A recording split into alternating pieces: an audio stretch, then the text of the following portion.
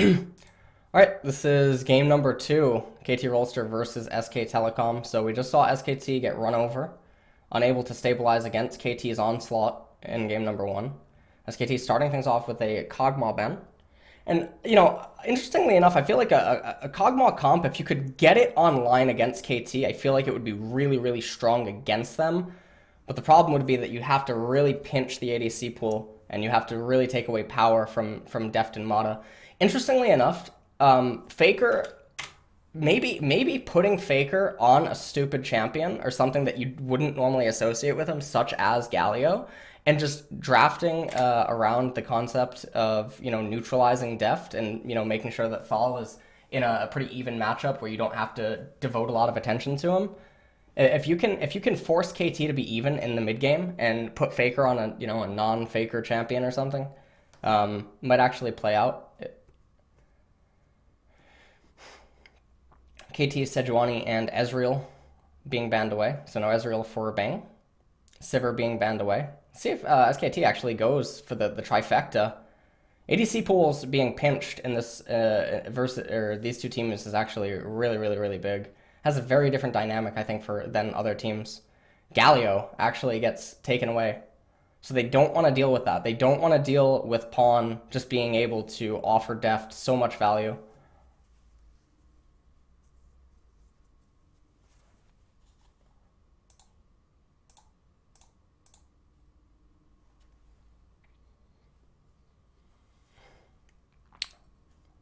Hovering Kalista first. SKT has actually been secretly saved by the 8.2 patch. Nunu. Means Faker can just tell the jungler everywhere to go. But unfortunately, this is patch 8.1. So KT picking Ryze off the bat, and then goes for the Varus, another one of the power ADCs. Braum now being picked up by SKT, and Azir is here. So I'm curious if KT actually goes with their traditional counter. KT could just get it out of the way right here and match, but instead they're basically saying, hey, you're not picking Gangplank or anything like that. You're not going to pick, the interesting thing here is that they could have gone Gangplank and then banned away Gnar from Thal. They could have taken that route, but instead they actually just opt for the Gnar.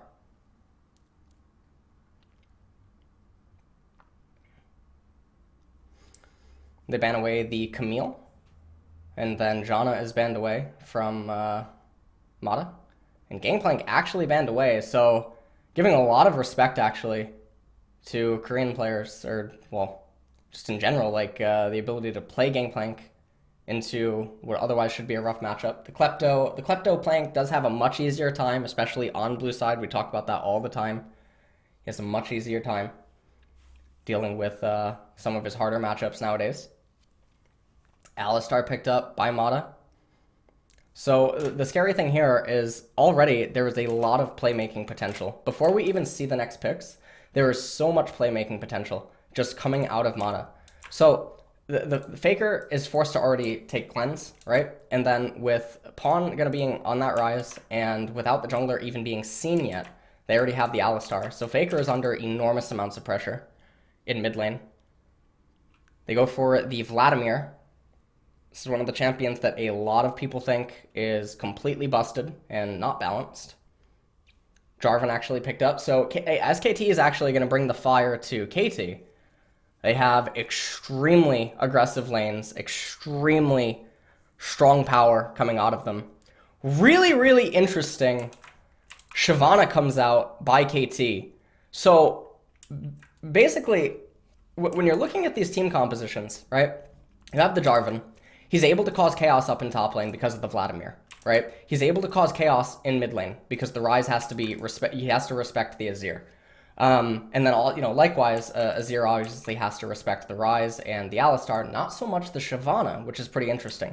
Okay, if Bang ends up getting a lead down in bottom lane with Everett, they're just going to be able to take over the game. So SKT is actually bringing out a pretty aggressive composition that Jarvan is able to basically work with all three lanes. And then on the opposite, KT actually going for a Shyvana, even though it's a very, very slippery slope. If pawn falls behind, Faker's just going to have total domination on the right-hand side, so it dissuades any of Score's attempts to try to get the Drake, and then any of Score's attempts to try to help bottom. So Score's basically going to end up being put into a position where he has to just sort of power farm. But the problem is that his laners, I don't think, actually get away from power farming unless they get an advantage.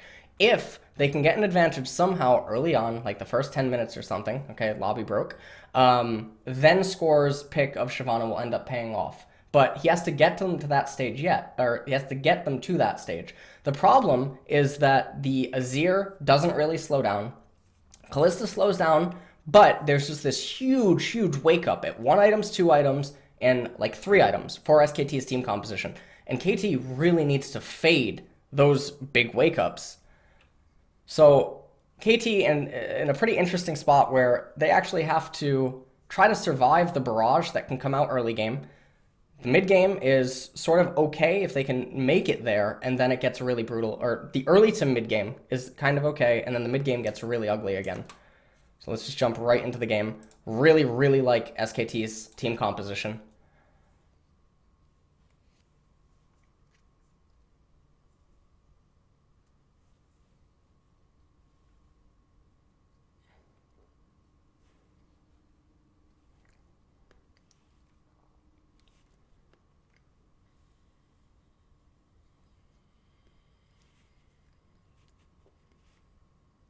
That said, KT cheer up.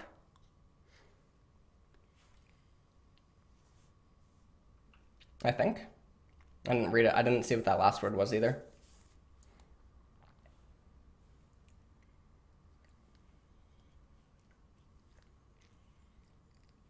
Score starting red, and likewise, SKT starting red too. So now if you're blank, you should be looking for a 3-camp pressure. 3-camp standby pressure. Faker shoves in really hard. Level 1. Exerting a ton of pressure onto pawn. And what this basically does is it drives out Score if enough pressure can actually be put on early enough. See, Faker still has both of his potions. Pawn already exhausted both of his refillables. And instead of actually going for a 3-camp pressure, Blank actually just says, never mind, and goes for this opening. So we went for red, wolves to blue into Gromp, not even going for the Scuttle Crab. And so when we're looking at why not go for the Scuttle Crab, we can basically just take a look at some of the stuff. I think that the trades that Faker got off onto pawn early on put pawn in a really ugly spot, just in general. But pawn's not going to be in a gankable spot, and the state of the lane isn't gankable, right?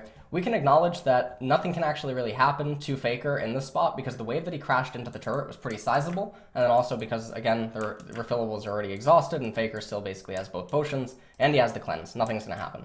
So, because the trades that happen in mid, in addition to the way that top lane ended up unfolding, Blank actually just goes in for a 4-camp, doesn't even actually bother to get the Scuttle Crab, not that they would need it because they have that ward in the left-hand side. Now it looks like he's probably going to come and pick it up. Picks that up really quickly.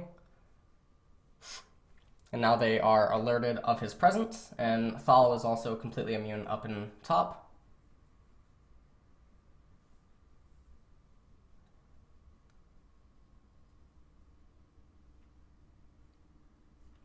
Score now picking up the blue, and you can see that Blank is just actually prioritizing the Scuttle Crab. And the reason that getting the Scuttle Crab is so big here is not only does it take away from the ability for Score to do anything, it also, that's basically the main point. He's not obligated to look for anything right now. You see the state of mid lane, you know that pawn has to back, you see the state of bottom lane, it's shoved in. Now he can get the Scuttle Crab, and then he can turn this into just him going to farm. So now he can reward himself. He got the vision out for his team, he located the enemy jungler, and now he can continue to let them do their thing. And that's one of the ways to play, a jungler that can get a bit aggressive early on. You just ward out the enemy jungler, you let your laners be enabled, and basically just confide in them. So he got the golems, he recalls, green smite, and actually goes for a ruby crystal next. I would have liked to have seen actually the boots there. I think boots would have probably been better for Blank, just because he can get out on the map, a little bit of mobility. He's going to end up finding Shyvana. He does find Score, and you can see that Smeb now coming down. They clear out the pink ward immediately. And now this would be this is basically the timing where blank can look for stuff to do, and that's why Score trying to get that vision on early and blank actually responding correctly. Just continuing to farm out the jungle. So far, the Shyvana pick is actually turning out to be okay thus far.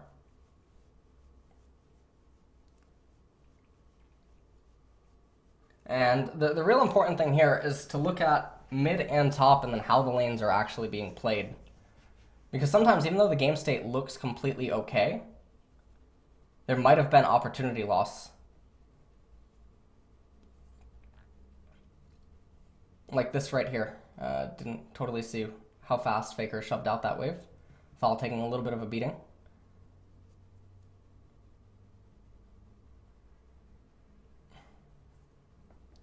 Blank just continuing to power farm, keep up with Score. Score not able to do anything else. So we're just going to have a pretty big explosion occur. The problem is that SKT's team composition is way more powerful on their first item. They're stronger on first item, and they're stronger on second item. Temporarily, KT takes over, and then SKT takes back over because of the Azir Vladimir.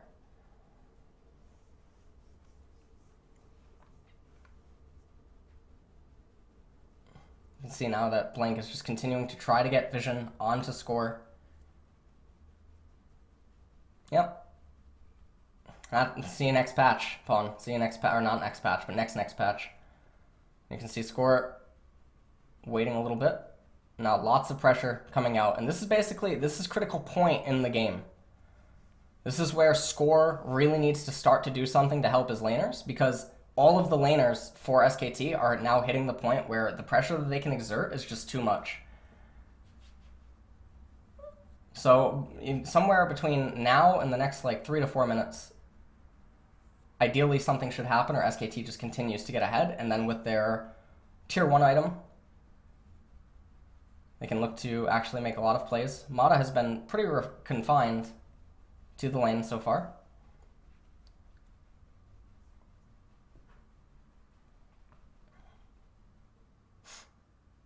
Score coming in, looking to get some vision onto Blank. It's not the best ward. We've already established that actually the best ward is like what? It's like right here or something, or it's like here. It sees all of this, sees all of this. Well, it doesn't see this, but sees everything else for the most part. Comes in, counter jungling a little bit on Blank. It's also giving Smeb a lot of coverage, and now he's actually looking to solo the Herald. And he's going to end up getting spotted out. And you could basically predict that Blank does have to path onto the left-hand side. I think that's why Score's counter jungling was actually really intelligent, because you basically just look at the right-hand side of the map and know that there's virtually no incentive for Blank to go onto the right-hand side.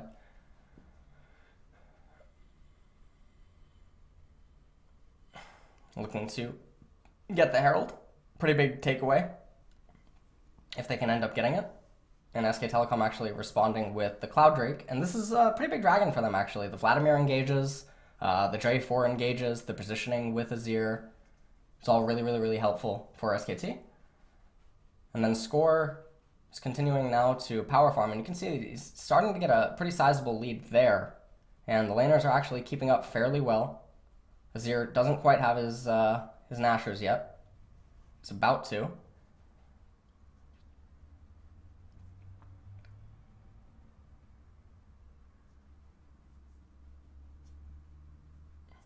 Score been spotted out, but nothing really happening.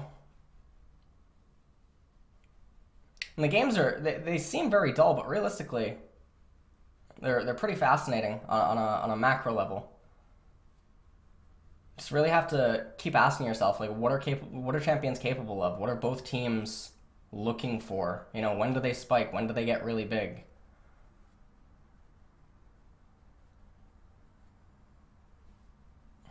Nasher's now completed. Blade of the Ruin King shouldn't be too far away, but Guinsu's as well for Deft, not too far away.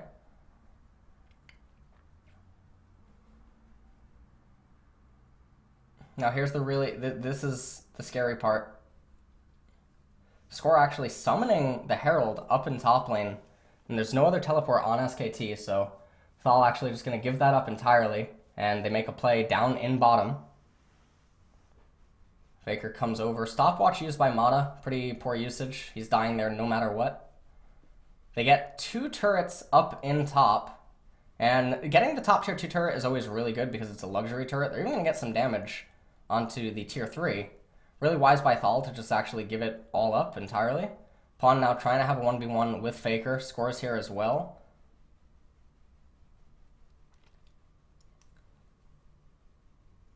They end up killing Faker. Now KT actually getting a lot of pressure on areas of the map that they shouldn't be able to get pressure on. That mid-tier 1 turret is super important for SKTelecom. Azir holding that and basically being able to permanently fortify the left-hand side of the map is one of the most crucial things to SKTelecom's team composition. Especially because KT has no real way to penetrate SKT's blue side jungle. So it makes for stalling and just allowing Azir to continuously ramp up, and Vladimir as well, that much more good or important for SKT, because it basically puts a ticking time bomb on KT. Because no matter what, the longer that this game keeps going, Vladimir and Azir not slowing down is a pretty big problem for KT, because a lot of their champions do slow down.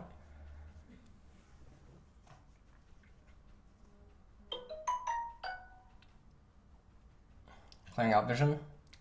And SKT, if they do end up picking up the Ocean Drake, it's not the greatest pickup, not really for either team. It becomes useful again if you get into a Baron Siege scenario. And a team fight now actually breaking out over it. And so let's talk about the team fight here really quick. So this is actually the part in the game where SKT actually has an advantage, okay? So right here, you have to understand that KT needs to dream engagement to realistically take down Azir, and to somehow manage to take down Thal and Bang. The problem is that you don't have a reliable way to actually get to Faker outside of like a flank. Score can't actually get onto him because it's going to be a one-way trip. Braum also makes it that much more difficult to actually dive and engage. And you can see that a neutral team fight, or just a team fight going pretty even, it's not good for KT. SKTelecom wins out on any fight that goes 50-50. Mata trying to come in. And it's all just a positional battle. As long as SKT hold the phalanx correctly, effort should be able to basically completely block any of Smeb or Score's attempts to offer anything up. And then Mata should basically also just be a sitting duck. Pawn getting caught out, and it looks like everyone's just going to get completely walked over. And that should be able to be converted into a Baron. Faker stands his ground in mid. He's going to act basically as the gatekeeper. And Score now responding by getting an Ocean Drake. She is Shyvana, so we got that going. And now with Baron, SKT definitely going to be in the driver's seat. Huge explosion is going to happen in the next coming minutes. And these are really the problems. I mean, when you're looking at this from KT's perspective, right? Let's just go back and look at the replay. Look at the mini-map right here. Under what obligation does Pawn have to be here entirely by himself trying to shove out these minions? These are going to come in, and yes, you might get shoved in, you might get poked, but realistically, you can't be the one to do this. You have to just use Def's long-range arrow and then CS the wave as it comes up to here. You can't risk the amount of gap close that this SKTelecom team composition has, especially if they have their summoners up. You're not even just worrying about Faker. You're also worrying about, obviously, Jarvan and then also Vladimir. And even if you have all the vision on them, realistically, you guys can never teamfight against them. Even if Pawn doesn't die here, they're still going to lose an objective, and they're still going to lose control in top lane, and they're going to lose control at the dragon. So this was really well set up by SKT. Infernal Drake actually spawning next. That's super tragic for KT. That is easily the worst dragon to spawn for KT. It's the best for SKT. You just get so much ramp for your Vladimir and your Azir. Not quite a Nunu, but, you know, hey. It works. A little bit unfortunate, though, that Blank is actually the full tank Jarvan, so he's not getting the most benefit out of it, but still, he'll probably accept the longsword. You can see this poke is just so difficult. And as long as SKT, again, they hold a phalanx, they don't get flanked, it's virtually impossible for KT to do anything against this team composition, especially at these items. Just, you look at the itemization across the board, and even if you give Deft his wit's end right here, you just look at everything and you're like, how does this team ever actually crack this? And this is what I was talking about with KT needed to actually find some sort of a way to get ahead early, but they were never able to do it. So either like some chaos happening in like bottom lane, or Score able to get a pretty cheesy gank off onto someone. Pretty difficult actually to do anything to Faker when he has that cleanse, and if Mata's locked up, then you're never just going to kill him with the Riser in prison and Score gank. So now the game is slowed down for a little bit. Faker is almost at the Leandres. Now, the thing that you have to look at here is that Azir and Vlad don't slow down, but Kalista does. And this is that temporary stunt that Kalista experiences. Blade of the Rune King, Runons, and then she gets the QSS. Yes, she's a little bit slippery, but she's virtually still the same champion outside of that slipperiness. Now they're fighting without Thal, but doesn't even matter. KT forced to back all the way up, and you look at the advantages that they're getting actually in bottom lane. And this is sort of like what I was talking about in game number 1. When KT are behind, yes, the composition is brutal, and it's very difficult for them to do anything, but they do kind of look like a chicken with its head cut off with how they're juggling some of the lanes, the management, where they're allocating resources. And now SKT has 4 members up in top. They have 1 in mid. Vladimir is virtually immune to anything. They're going to be able to capture this top tier 2. And with SKT being the team that benefits more from gold and them having the advantage, it's just brutal. Just take a look at this. What do you actually do? I mean, yes, SKT is monstrously far ahead. There's just no hope. Faker is going completely God mode. Should actually be the end of the game. No, they can get a turret. What?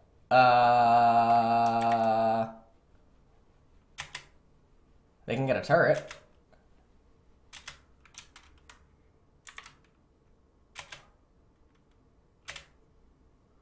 It's just Mata. They can just get a turret. Even if you lose 1 member, just get an Nexus turret. Oh, you know what? Maybe the thought process here is that if they lose a member, their ability to get down to the Infernal is delayed. Guess I'm not really looking at that. They stay for... okay, actually, I'm an idiot. Okay, so here's the thing. My suggestion to get a Nexus turret would actually be okay if this variable's changed. And I wasn't looking at that when I was just looking at this and then this, right, in relation to Mata's death timer. So if this was a mountain, a cloud, or an ocean, ignore it, get the turret. But the problem is that they have to recall, they have to get to the Infernal, and then they have to get to the Baron, and they have to maintain control over the left-hand side river, because that's basically the only way KT can come back into this game. There might be a super thin thing where you sacrifice 1 member, you get the turret, and then you Azir out, and then you run here and get the Infernal, but then you're still giving up control, and I guess there's not a reason to do that. So the variable that would have to be changed is the Infernal Drake. If it was any other dragon, it would be completely okay. Coach, by the way.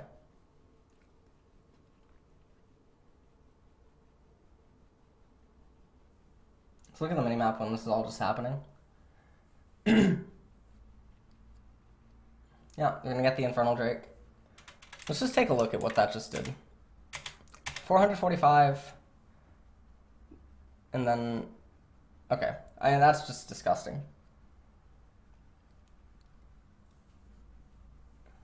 Amount of AP and AD that Faker just got. You imagine, you know, what is it giving to Bang? What is it giving to Thal? The gold value is just insane. Scorer pushed way too far up. There's no reason to do this. And they're probably just tilted at this point. KT does tend to tilt. Constant tilt probably is what it stands for. Mata's going to end up just going down now too.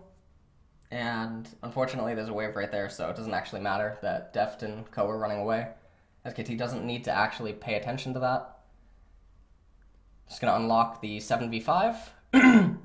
They don't need to... I love what they're doing. They're playing it super, super safe. Not looking for a team fight. They know that, you know what? Hey, we probably have a 90% chance to win. Let me just take Baron and make it 98. Really like what they're doing there.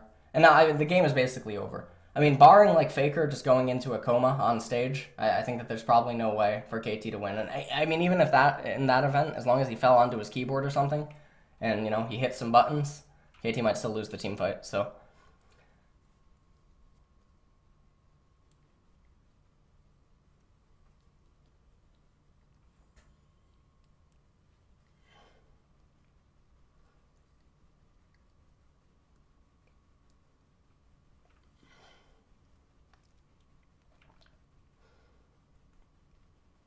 And this game's over.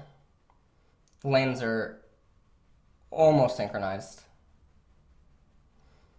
Yeah, they're actually attacking the turret. Okay. Really no way to get onto Faker. Just doesn't even matter. So that is going to be it for game number 2 of SKT versus KT. So their team composition had a pretty clear-cut objective. So a little bit different from the TSM versus like Liquid game, where all that TSM had to do was remain ahead and then let Shyvana continue to do everything she was doing, and then they fell behind, and the game just ended from there. This was different. They needed to get ahead with Shyvana. So it's not the same as if Score would just have the luxury of being able to defensively ward all the lanes and let Smeb and Pawn do their things. They didn't have that luxury in this game.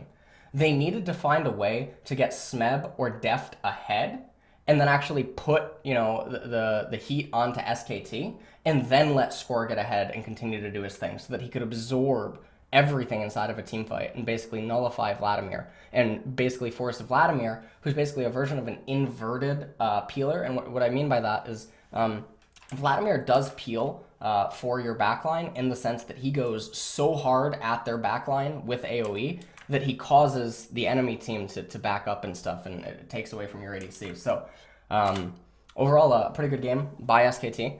And now we're going to go into game 3.